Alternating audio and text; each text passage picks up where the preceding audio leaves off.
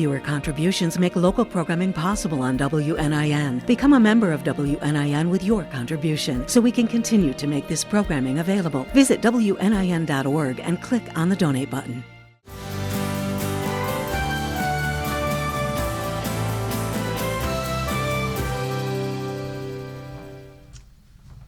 You know, first of all, I'm shocked they'd ever let me back in front of a microphone again, since it'll probably cut Robyn's presentation down to about 5 minutes. My wife reminded me again that today is about Robyn, it's not about me, which is really kind of hard at this stage. So I met Robyn 5 years ago when she first got here. She was about 7 weeks pregnant with her son, Jet, and she was telling me practice started in another month and she was going to be there 2 or 3 days after she had the baby. And I looked at her and said, no, that's not going to work, but evidently it did. She's starting her 5th year, with us. Just a little bit of background information. She's from Glen Ellen, Illinois. Went to the University of Michigan, where basically was, I would say, walk-on student manager the first year, earned a scholarship and played for the University of Michigan for 3 years. In her 4 years there, 3 NCAA tournaments and one other postseason tournament. She got into coaching back in 2005, I believe it is, and spent seven years in the NAIA area with, I think it's Davenport and Roosevelt, am I correct? And won six championships in those 7 years. Then went and worked at Florida International as an assistant, and then to Davidson for 3 years. And if you Davidson, what a beautiful facility and campus, and she was the lead assistant at Davidson. So she's got a really great coaching background. What I learned from her is that she's got an infectious personality. She's got lots of energy. In fact, I believe that she had more energy when she was 7 months pregnant than I had when my wife was 7 months pregnant. So I would like, at that stage of the game, to introduce Robyn Scherr, coach of the University of Evansville women's basketball team. Thanks.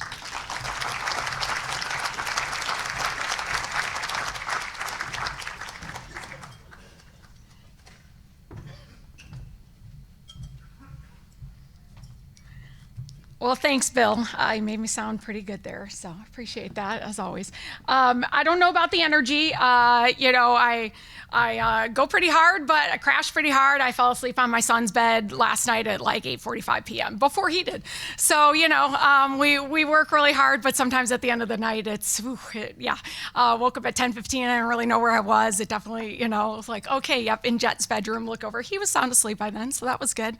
But as Bill said, I am in my 5th year here at the University of Evansville and my 19th in college basketball, which is wild. So I must have started when I was like 16 or 17. But it's interesting, and it's interesting to be kind of hitting this as I am starting to approach 20 years in college basketball. When I started out, I was really fortunate. I was hired as a head coach at age 29. And when I first started in that era, my players definitely referred to me as like the older sister, maybe the cool younger aunt. And now we have gotten to the stage where they call me their second mom. And so I've really gotten to see all of that evolution. When I see my players' parents, most of them, at least half of them, we would have gone to high school together. When I sit with recruits, some of the parents are now younger than me. So I've really seen it all. It keeps you humble, but also I'm very, very grateful to have been doing this for so long and to have stayed in this profession. Especially with all the changes and how crazy it's been lately, and we'll get to that. But as Bill said, I grew up in Glen Ellen, Illinois, which is a western suburb of Chicago. And I apologize, I'm just not the tallest. This podium's really high. So, but I grew up in the western suburbs of Chicago with my parents, who are both athletes and coaches. So I grew up with that all around me, and I have loved basketball for as long as I can remember.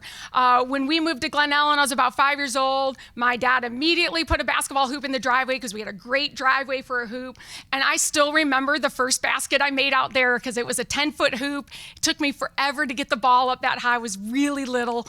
And yes, it was a granny shot, but it still counted. And I still, to this day, remember that excitement. And honestly, kind of from then on, I was hooked. I just always loved basketball.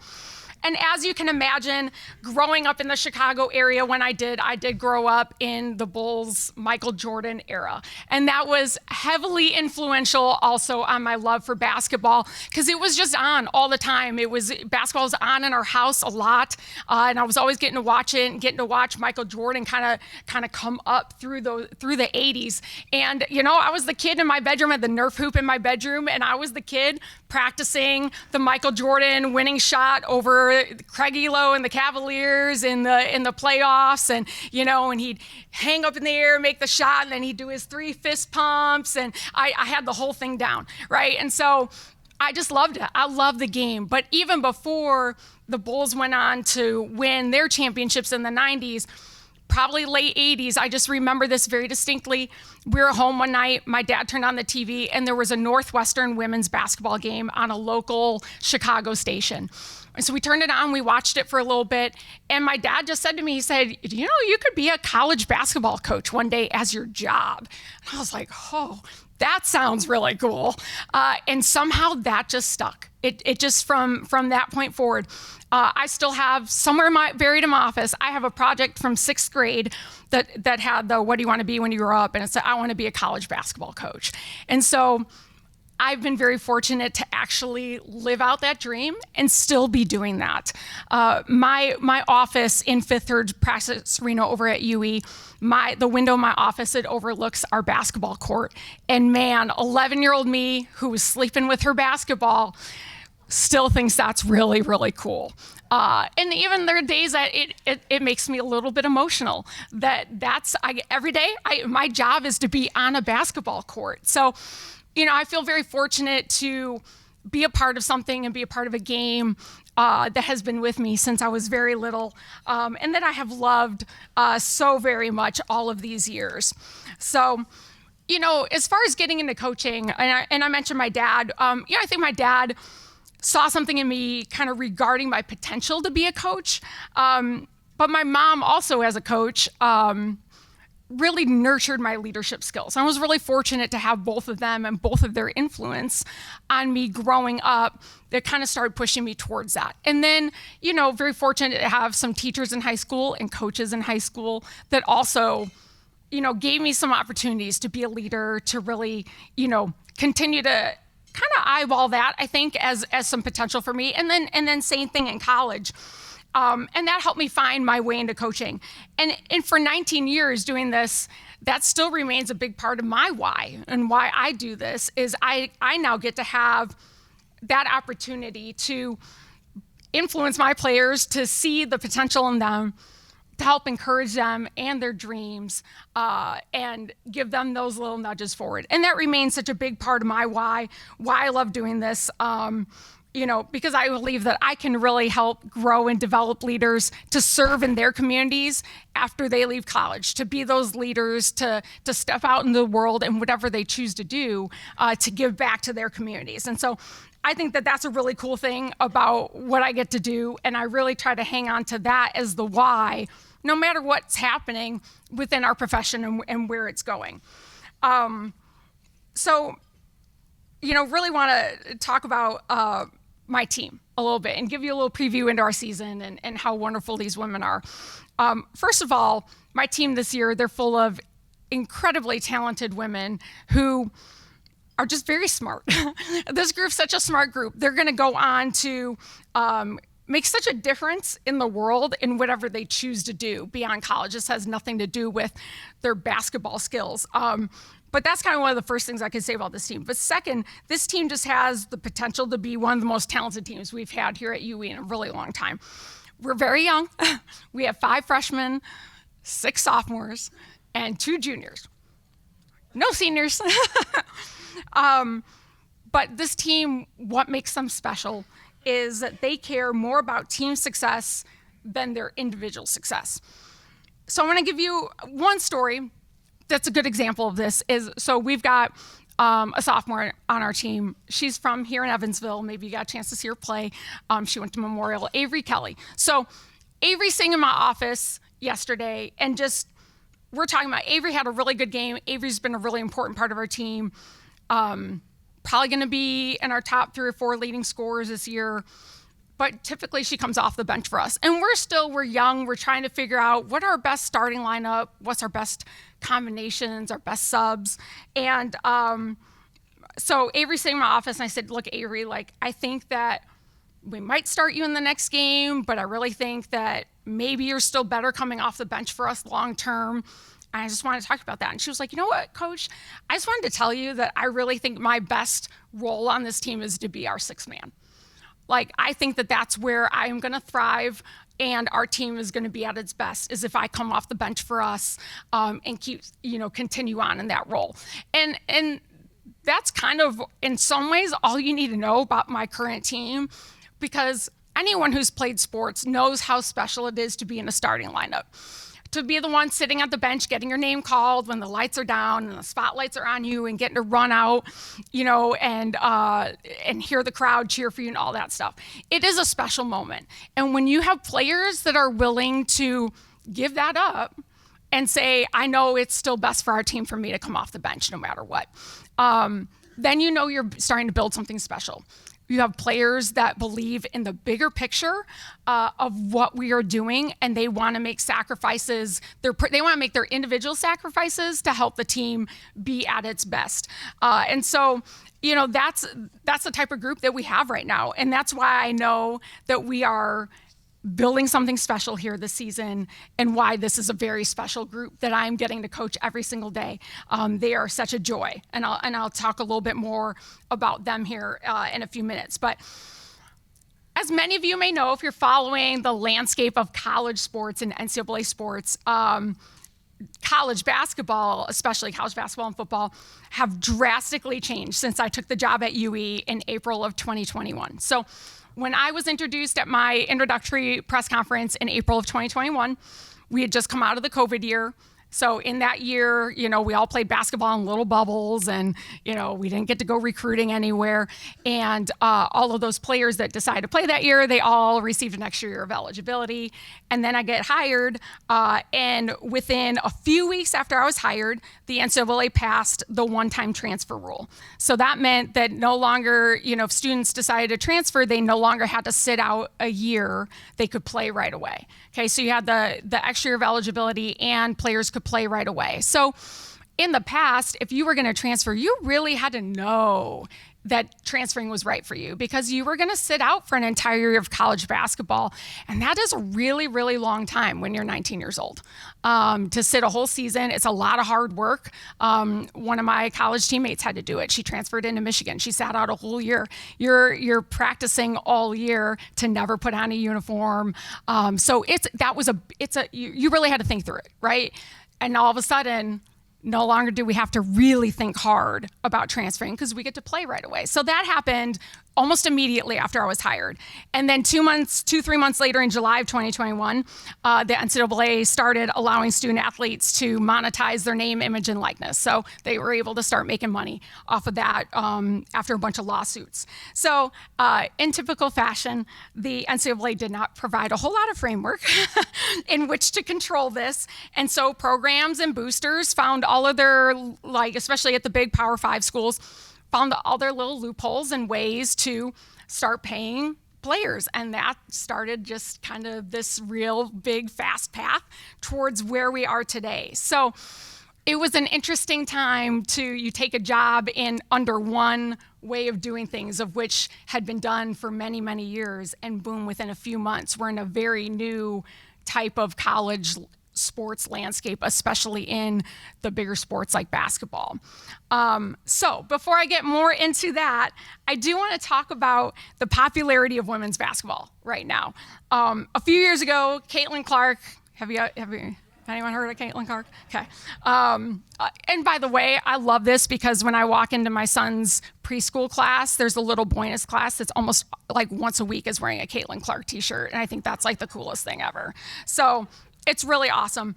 But Caitlin Clark in Iowa took college basketball by storm, and the TV ratings soared, and all of a sudden women's basketball has arrived. But the truth is, women's basketball has been immensely popular for decades, but just always hasn't been given that same type of broad platform and TV opportunities. So For a few examples, in the mid-90s, okay, here in the Missouri Valley Conference, there was a player named Jackie Stiles, and she went on to set the NCAA record for most points in a career that wasn't broken until about 2009. And Jackie Stiles sold out arenas and created an unbelievable following. And, you know, our table down here, we were sharing some stories because that's our conference. So she played here in Evansville.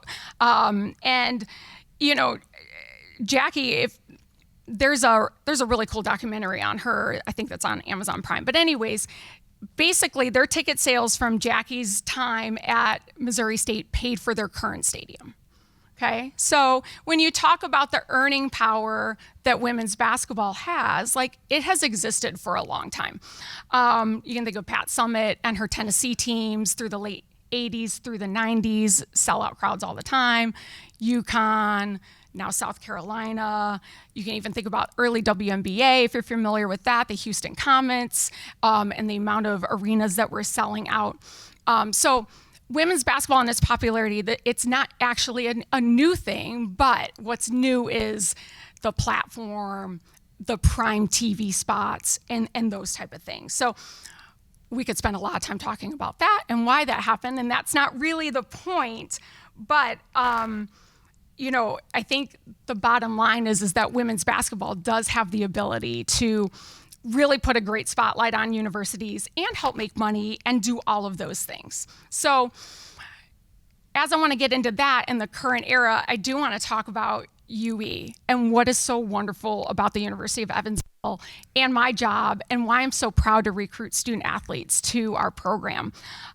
So when student athletes come and visit us and I get to walk into our beautiful practice gym with these recruits and their parents, I talk to them about why I wanted this job in 2021. And the first thing was, it's just a really unique job in Division I. We are a small private school. There are only a handful of schools like ours in Division I. Our academic peers are usually more Division III. So we have the opportunity to offer our student athletes a private school education with small class sizes right out of the gate. Second week of their classes, most of the professors are going to know their name. They can major in anything they want. I do not deter them. We have every kind of major in our program, including a number of pre-med, which is not easy to do. And then the second thing is we play a high mid-major basketball in one of the best mid-major conferences in the country. And so that opportunity, there's really only a few of them in all of Division I. And that is what we talk about, that you don't have to sacrifice that small private school education to have a big time basketball experience. And that is what I love about what we get to do at UE and the opportunities that we get to offer our players. And not only from the academic side of things, but the other part of it is that they're gonna come and play for a staff that really, really deeply cares about their development as basketball players and can help them do that, but also cares about their development off the court, that they grow as human beings, that they do reach the goals that they have academically and are set up for success when they leave us.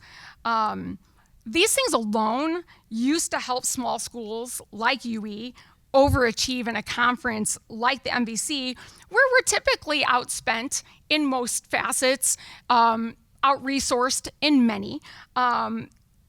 But in today's landscape, unfortunately, that's no longer quite enough. I think that those things are still absolutely the primary drivers of why student athletes first have their interest in a place like UE.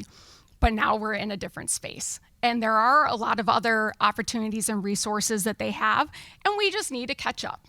And that's really where we're at. So mid-major basketball programs, just to kind of share a little bit about this current landscape.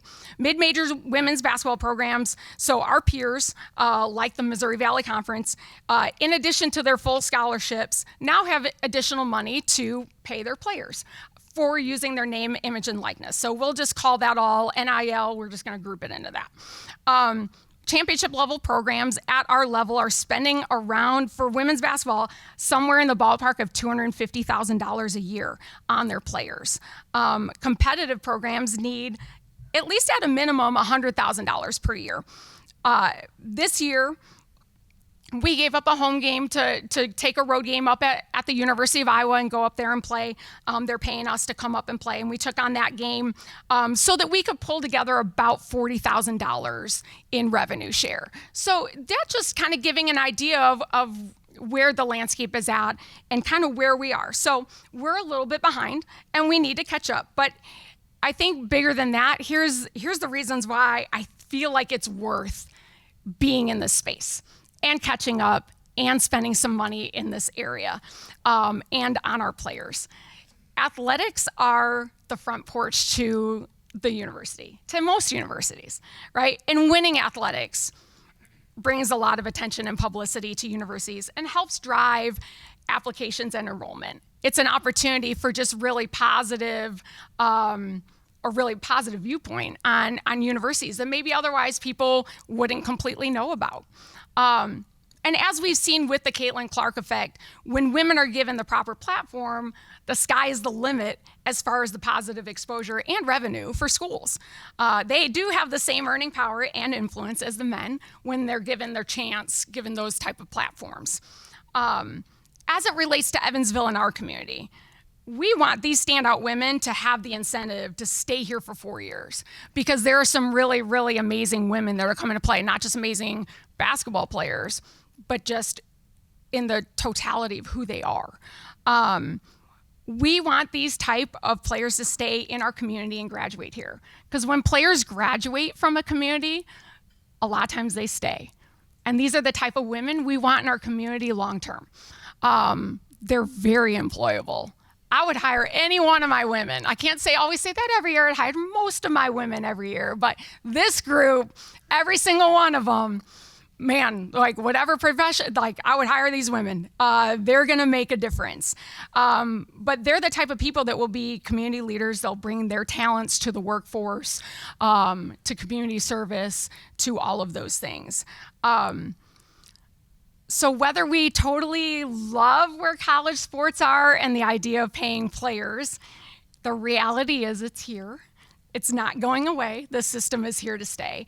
And so how do we join in a way that still feels good? It still feels valuable. It still meets all the reasons why we got into this in the first place, which for me was to impact the lives of women, help them grow in their leadership opportunities.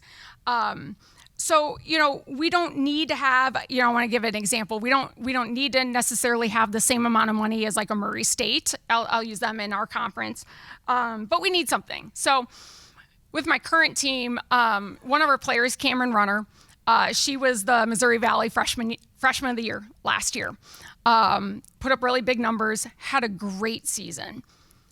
As soon as our season was done, within a couple weeks, and she had decided to stay at Evansville, because that's where we're at right now. We don't assume that players are staying anymore. Okay, now you have to kind of get a commitment back from players every single year. So she decides to stay at UE. And I'm starting into my next recruiting cycle of high schoolers, and I'm talking to a bunch of AAU coaches. And every single AAU coach in Indiana said to me, well, the best recruiting job you've done is keep Cameron Runner. And I was like, well, thanks, I appreciate that. And they'd be like, no, do you know how much money she could get? And I was like, oh, not really. Could you tell me? And so, I started hearing numbers that Cameron could have gotten anywhere from $30,000 to $70,000 to leave and go somewhere else. And she stayed for almost pretty much no guarantee. We have managed to find her a little bit, but trust me, it's small in comparison to those numbers. So, and I will say, first of all, it says a lot about Cameron. I do think it also says a lot about UE and what we're providing, that we don't necessarily need to have $70,000.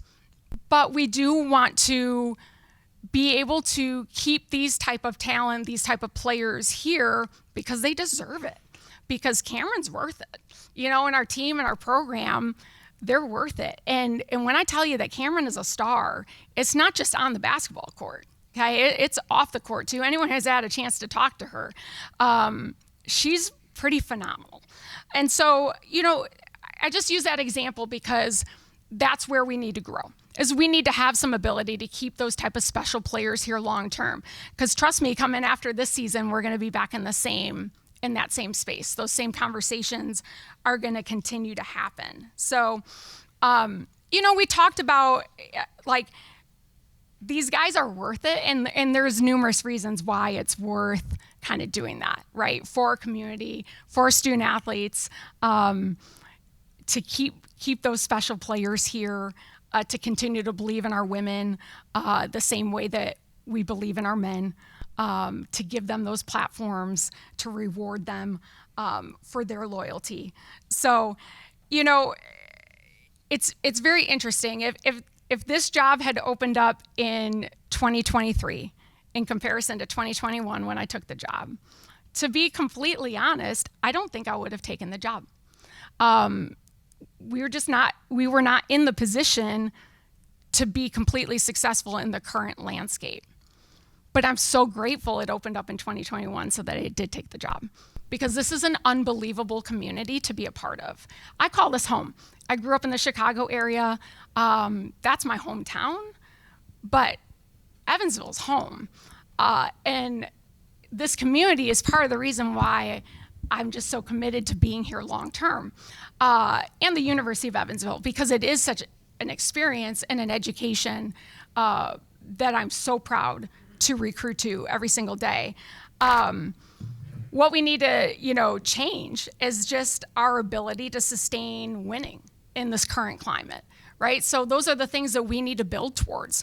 And those are the things that I need to champion for our program, for our players, give them a chance to stay, to meet their value in today's market, and be able to truly compete and play for championships, because that's special. And so, as Bill very nicely mentioned, I've had a few opportunities to win some championships before and cut down nets. And not only does that take talent, it takes like a whole community of people and support to do those things. But even bigger than the talent, it requires a special group. And this group has those traits. And while they're young and it's not all played out yet, I just know when a team has what it takes and when they don't. And this team has something. And so, I think the first part that I would invite you all, as we're getting into that conversation, is really just come watch us play. Come see this team, come support them. They're gonna be really fun to watch. I know I'm biased because I'm coaching them, but this group can shoot the ball. We shoot a lot of threes. We get out, we play full court defense. I like to think we're pretty fun to watch. This group is fun to watch. They're special.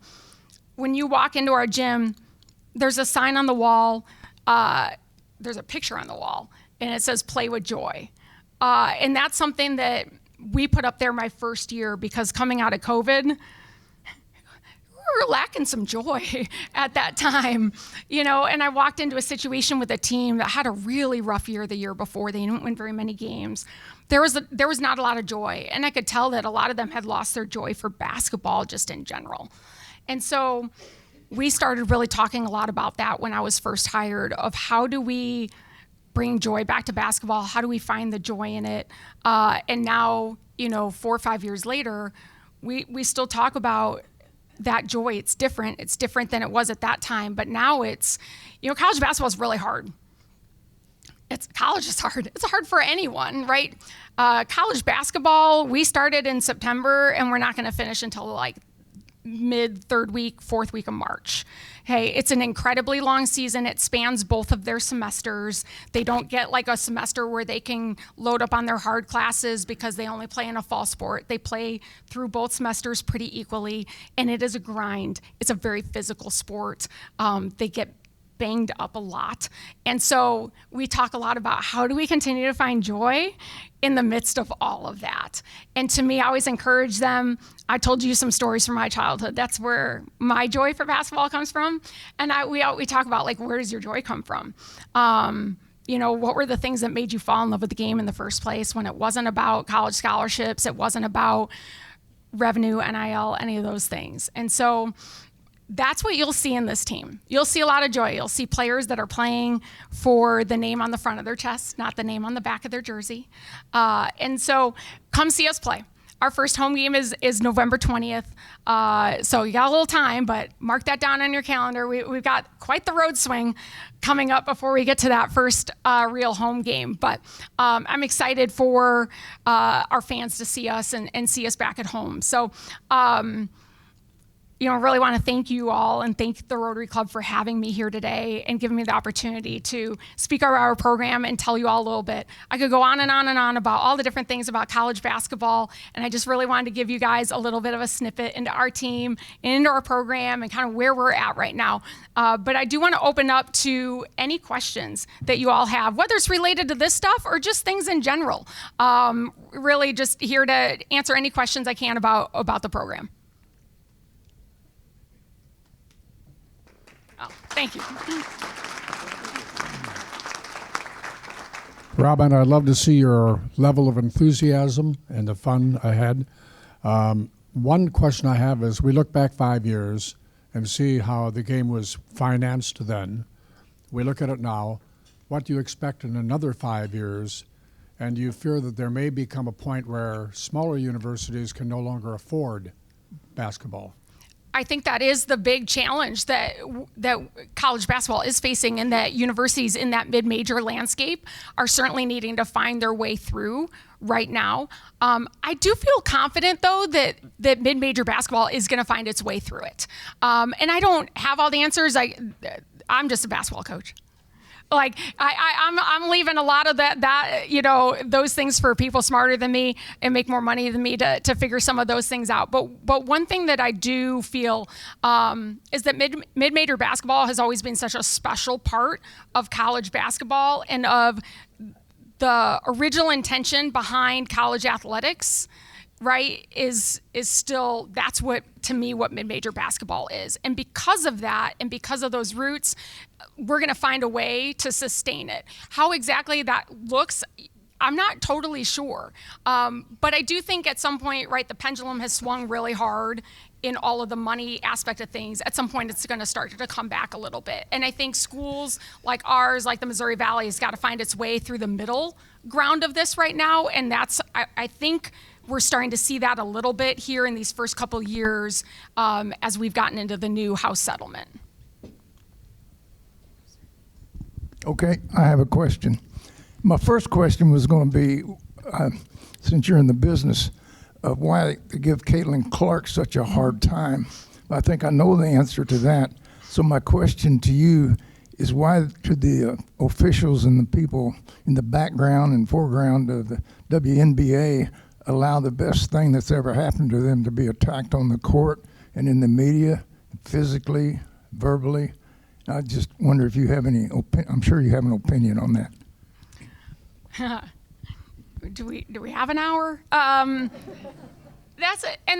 is a complicated question. I think, like a lot of things in society, right, when somebody has a lot of success, immediately follows people like wanting to tear that down, right? So there was always going to be those challenges. I do feel that there was a little bit of lack of some stronger leadership on the WNBA side of balancing some of that, right? Of controlling some of these narratives, not letting them spin out of control. I think even if you look back in the history of college athletics, you always need strong media people within your program to help make sure these stories move in the right direction, and that they manage them well. And I just think that there wasn't a lot of great management on that side of things when it came to the WNBA. And now we're seeing that play out in the lack of a collective bargaining agreement with the WNBA and that being delayed and extended.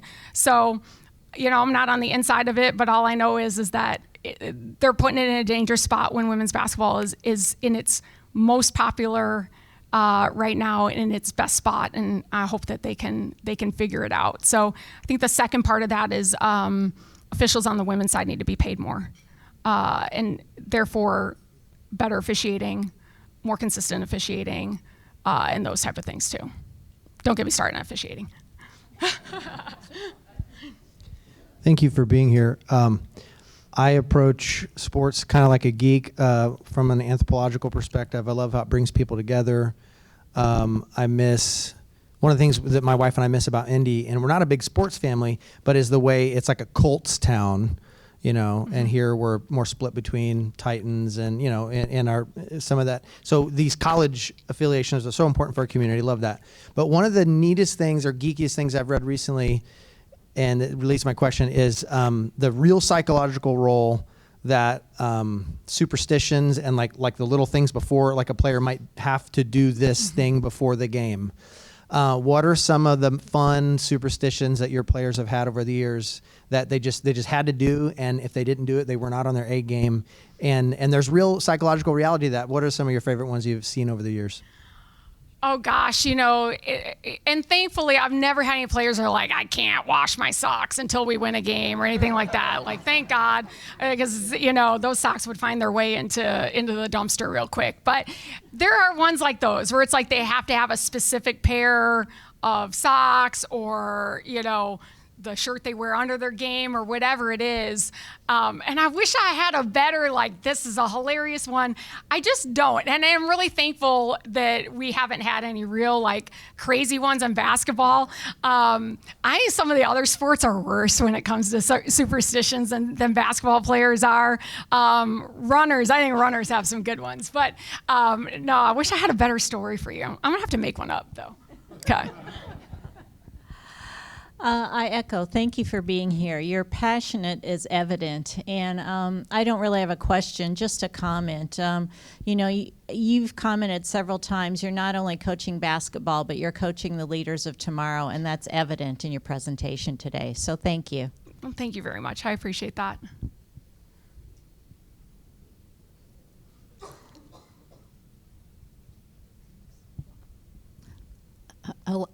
I'm sorry. Hello, Coach. Great Hi, job. Elaine. Thank you. And also, go Blue. That too. So I want to just focus on our aces for a minute. I've been going to the games. My cousin, Caden Kreinhagen, is on the team. And what's sitting here, why I'm so emotional, it's just a really family environment. And Caden's great-grandfather was Jerry Canterbury, who was a historic bossy girls basketball coach. So that side of her family are very dedicated, and so are the other parents. At the last game, I talked to Cameron Runner's mom and dad, and they and Caden's parents drive very long distances, and they're teachers, to get to the game, and then they have to drive back to be at work very early the next morning. Like 3 or 4 hours they drive after the game is over, and it's just such a wholesome and supportive environment for everybody.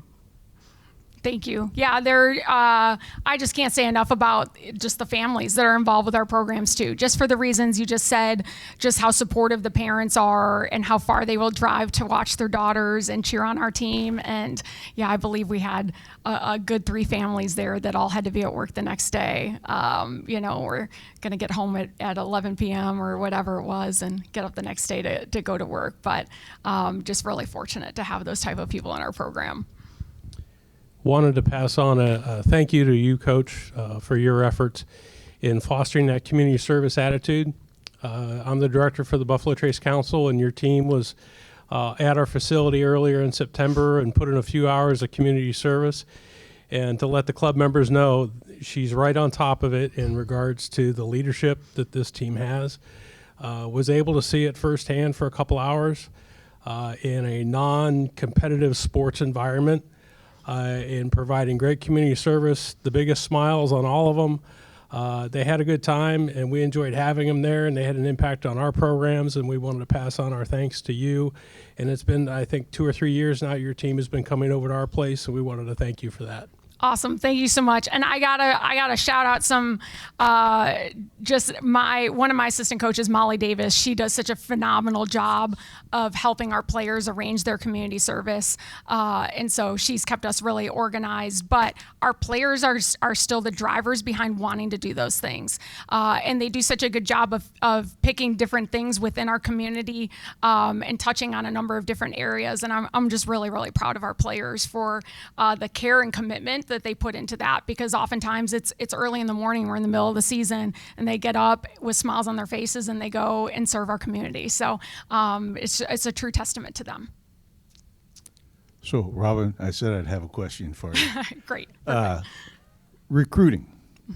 And I know that you focus and you've done kids, but you also have a number of kids from Australia, Spain, and how do you find these young ladies? And the men do it as well. How do you find them? Where do these recruits show up? How do you, and you get in touch with them? Yeah. Well, as many of you know, in business is very much about relationships and who you know. And so we've really worked hard at developing those relationships with kind of major people within the international basketball landscape. And so I was really fortunate in my time at Davidson College to start to learn about international recruiting from the staff that I worked with, because I had very little experience there. And then you start to meet those connections and grow those connections. And then as I continue to move on, some of those relationships that you meet, they become your own relationships, and you continue to talk with those people. And then you get a player or two, and then those player or two, they have great experiences with you, and they go back and they tell that person, and then it kind of grows from there. And that's the network. And I think COVID was extremely important and helpful in our development in that area, because nobody could go overseas and go recruit in person. So it allowed programs like ours to catch up, because everyone was having to do it from their computer. And so then the second part of it is you have to be good at evaluating over film and not in person. And I think that that's something that I've just been doing this long enough that fortunately that fits in my skill set pretty well, is just kind of seeing that talent on the video, not always having to see it in person. Trust me, it certainly always helps when you can see it in person. So even as the rest of the world has been able to get back to going overseas and watching some of those players play in person, we don't have the budget to do that. But we have the relationships.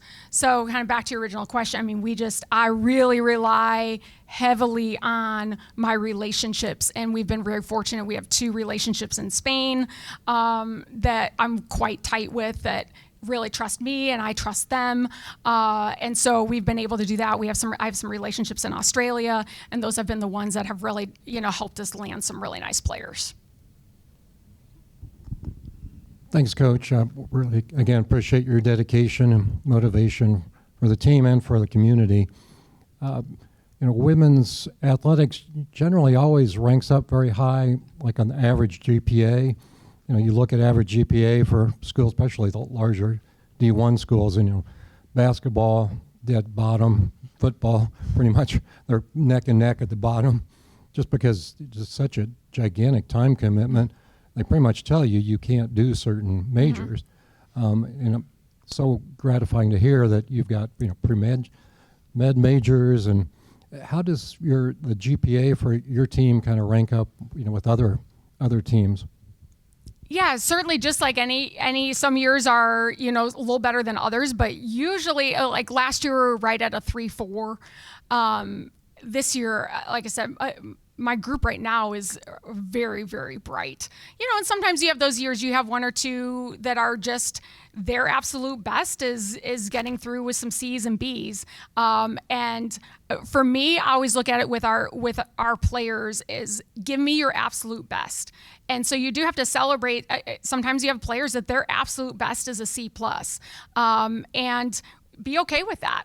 That would have been tough for me as a student, but that wouldn't have been my absolute best, but that could be their absolute best. But this group right now, like, I think I'll be disappointed if we had below a 3.4. I mean, they're very bright.